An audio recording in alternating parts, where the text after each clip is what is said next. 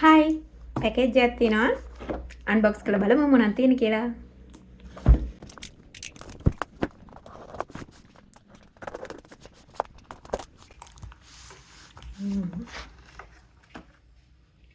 Macron acrylic colors. එතකොට Macron එකෙන් තමයි මට මේ පැකේජ් එක එව්වේ. එතකොට glitter colors උත් තියෙනවා. fabric glue එක තියෙනවා. මේ ඔක්කොම Macron එකේ products. බලමු. Gem and Jewel වලට වෙනම glue එකක් තියෙනවා. එතකොට මේ glitter මේ ඔක්කොම මේක සිල්වර් කලර් එක, මේක gold කලර් එක. එතකොට මේක දම් පාටින් තියෙන එකක්. එතකොට මේ fabric paint, මේ glitter එක. තියෙන්නේ glitters. මේක glitter එකක් වෙනවා. එතකොට මේකේ තියෙන shine එකක් තියෙන colors ටික. glitter colors තමයි මේ තියෙන්නේ. එතකොට ඉතරයි. එතකොට මේකේ තියෙනවා fabric colors තියෙනවා 10ක්. මම පෙන්නන්නම් ඔයාලට. මේක හරියම චූටි. මිලිලීටර 10. ඔයාලට පෙන්නන්න. මේ කලර්ස් ටිකෙන් තමයි තියෙන්නේ මිලිලීටර 10 Macron paints ටික. fabric colors. මෙන්න මේ ගහලා තියෙනවා shake well before paint කරන කලින් හොඳට හොලවලා ගන්න කියලා. එතකොට වෙනත් මීඩියම් එකක් mix කරන්න අවශ්‍ය නැහැ. එතකොට paint කරන්න කලින් රෙදි වල මොනවා හරි තියෙනවා නම් ඒව අයින් කරගන්න කියලා තියෙනවා. එතකොට අයන් කරන්න ඕන කන පිට දාලා පැය 24කින් පස්සේ. ඉතින් පැය 24ක් ගියා paint කරලා පැය 24ක් ගියාම අයන් කරන්න කියලා කියන්නේ paint එක ඉතුරු හොඳට ඇඳුමට අල්ල ගන්නවා. ඒක නිසා තමයි paint කරලා පැය 24කින් මේ ඇඳුම අයන් කරන්න ඕන. ඉතින් ඕක ගොඩක් අය ප්‍රශ්නයක් කරලා තිබුණා. ඒක නිසා තමයි මම කිව්වේ කලර්ස් තියෙනවා මෙතන 10ක්. ඉතින් මේ Macron paint එක මම එක දවසක් පාවිච්චි කරලා තියෙනවා. කලින් එක කලර් එකක් මේ කලර් එක. ඉතින් ඒක මම පාවිච්චි කරලා තියෙනවා. ඉතින් ඒක හොඳයි. මේවා නම් මම පාවිච්චි කරලා නැහැ. මම පාවිච්චි කරලා බලලා කියන්නම් ඔයාලට. ඉතින් මේ කලර්ස් ටික තමයි තියෙන්නේ. එතකොට තව තියෙනවා glitter colors ටිකක්. මේක ශ්‍රී ලංකාවේ නිෂ්පාදනයක්. ඉතින් ඒක නිසා අපි ලංකාවේ ප්‍රොඩක්ට් එකක් පාවිච්චි කරමු.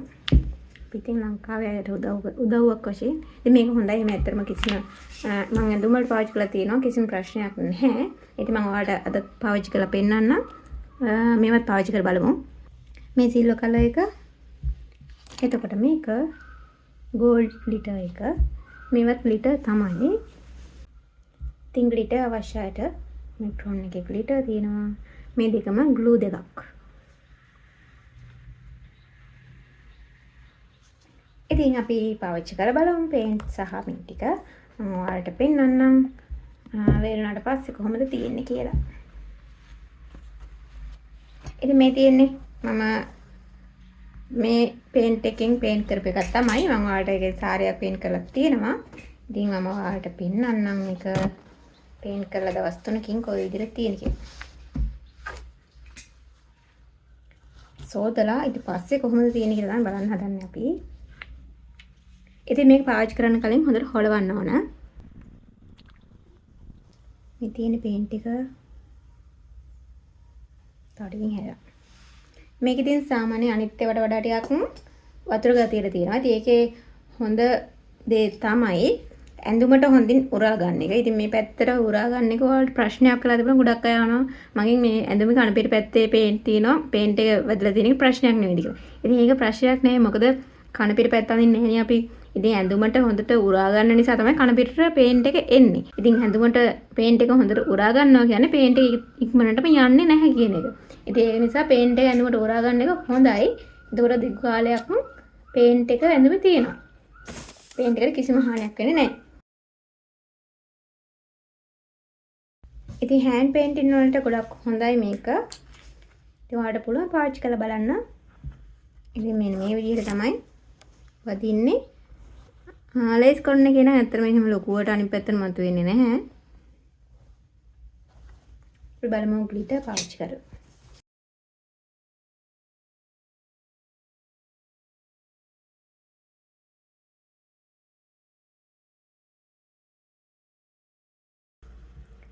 ටිකක් හොඳට වදිනවා. ඉතින් මැක්‍රෝන් කියලා තමයි ගන්න ගන්න. මේක පාවිච්චි කරලා. මේකට නම් ඉතින් බ්‍රෂ් අවශ්‍ය වෙන්නේ නැහැ. ඉතින් මේ ග්ලිටර්ස් මේ අපි පේන්ටින් එකක් කරලා ඒකේ අවුට්ලයින් අඳින්න පාවිච්චි කරන්න පුළුවන්. එතකොට ඒක තවත් ටිකක් ලස්සනට තියෙනවා. يعني මලක් වගේ ඇඳලා අවුට්ලයින් එක අඳින්න ග්ලිටර් එක හොඳයි.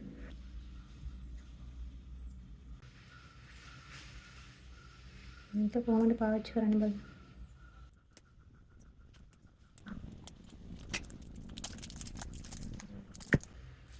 ඒකත් අර විදිහම තමයි. වෙනස මොකක්ද කියන්න මම දන්නේ නැහැ.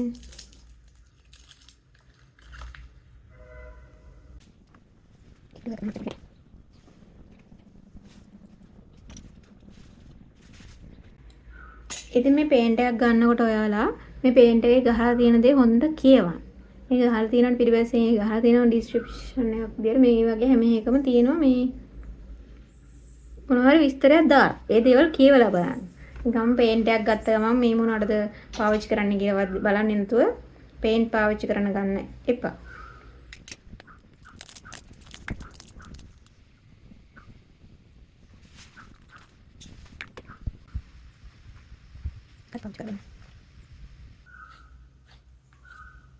ඉතින් ඔය විදිහට තමයි මම මේ පේන්ට් ටික ටෙස්ට් කරේ. ඉතින් බලමු. මම දවස් 3කින් පස්සේ මේක සෝදලා පෙන්නන්නම්. සේදුවාට පස්සේ කොහොමද තියෙන්නේ කියලා. මේ විදිහට තමයි මම ගහවේ. මැක්‍රෝන් කියලා තමයි ගහවේ. මේ මැක්‍රෝන් පේන්ට් එකෙන් තමයි මම පේන්ට් කරලා තියෙන්නේ.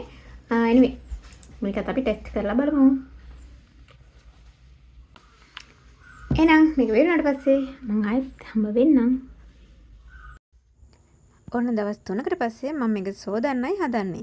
ඉතින් මම මෙතනදී තව ටිකක් පේන්ට් කරා. ඉතින් ග්ලූ එකත් පාවිච්චි කරා. ඒ වගේම ග්ලිටර් එකත් තව ටිකක් පාවිච්චි කරා. පොඩක් ඝනකම අඩු වෙන්න. ඉතින් අපි සෝදලා බලමු මේක කොයි විදිහට පේන්ට් එක යනවද නැද්ද කියලා. ඉතින් හෑන්ඩ් පේන්ට් එකත් සෝදනකොට පරිස්සම් වෙන්න ඕන. අපි ගොඩාක් තදට අතුල්ලා එහෙම සෝදන්න හොඳ නැහැ. ඉතින් සාමාන්‍යයෙන් මේක මැටීරියල් එක උඩින් කරන එකක් නිසා තදට අතුල්ලා වගේ සෝදන්නේ නැහැ. ඒ වගේ විශේෂයෙන් මැෂින් වලට දාන්නම එපා. මොකද මැෂින් එකෙන් සෑහෙන හොඳට ඇඳුම් ඇම්බරිලා හොඳට මේ සෙදිලා එනවා. ඒ නිසා මැෂින් වලට දාන්නම එපා. අතෙන් සෝදන්න. ඒ වගේම සාමාන්‍ය විදිහට ගොඩක් තදට අතුල්ලන්නේ නැතුව පොඩ්ඩක් ගොඩාක් කුණු ගෑවෙන්නේ නැති නිසා සාමාන්‍ය විදිහට කුණු තියෙන තැන් වලට යා තදට අතුල්ලන්න. අනිත් තැන් වල normal සෝදලා ගන්න. ඒ වගේම සැර සබන් ಜಾති පාවිච්චි කරන්න එපා. සබන් කුඩු එහෙම පාවිච්චි කරන්න එපා. මොකද සර්ෆ් එක්සෙල් වගේ අර තියෙන්නේ කහට පැල්ලම් වේලෙන දෙන්න අපි ඒව සෝදන්නම් කියලා වගේ තියෙනවනේ. ඒ වගේ දේවල් පාවිච්චි කරන්න එපා. පේන්ට් එක විතරක් නෙමෙයි මැටීරියල් එකේ කලර් එක උනත් යනවා. දැන් මේ වගේ කලර් එකක් නම් අවුලක් නැහැ. යන ඩ්‍රයිඩ් කරලා මේ තියෙන කලර්ස් ඒ කියන්නේ සුදු ඒවට ඩයි දාලා හදලා තියෙන කලර්ස් නේ ගොඩක් වෙලාවට තියෙන්නේ. ඉතින් ඒ වගේ කලර් එක යනවා. ඒක නිසා සැර ಜಾති සැර සබන් කුඩු සබන් ಜಾති පාවිච්චි කරන්න එපා. ඒ වගේම මේ මම මෙතනදී මේ ගම් එක පාවිච්චි කරපු ගමන් මෙතන මේ ගම් එක ගැලවෙන්නේ නැහැ. මම මේ කලින් පාවිච්චි කරපු ගම් එක තමයි මල අලවලා තියෙනවා ඇඳුම රෙදි කෑල්ලක. ඒක තමයි ගැලවුනේ. ඉතින් ගම් එක නෙවෙයි එතන මේ මැක්‍රෝන් ග්ලූ එකෙන් අලවපු එක නෙවෙයි ගැලවුනේ. ඉතින් ඒ නිසා මැක්‍රෝන් එක පේන්ට් එකත් මේ තියෙනවා. හරිම හොඳයි. මොකුත් චුට්ටක්වත් යන්නේ නැහැ. ඉතින් මම මෙතනදී මම තදට අතුලනවා. මම මේ ටෙස්ට් කරන එකක් නිසා. එහෙම නැතුව මේ විදිහට නියපොතෙන් සූරලා නමන කරලා සෝදන්න යන්න එපා. මම මෙතන ටෙස්ට් එකක් කරන නිසා තමයි මම මේ විදිහට ටිකක් හදට අතුල්ලලා බලන්නේ. ඒක නිසා මේ වල සෝදනකොට පරිස්සමෙන් සෝදන්න. ඉතින් අපි මේක මැටීරියල් එක උඩින් කරන නිසා තමයි අපි ගොඩාක් සැලකිලිමත් වෙන්න ඕන සෝදනකොට.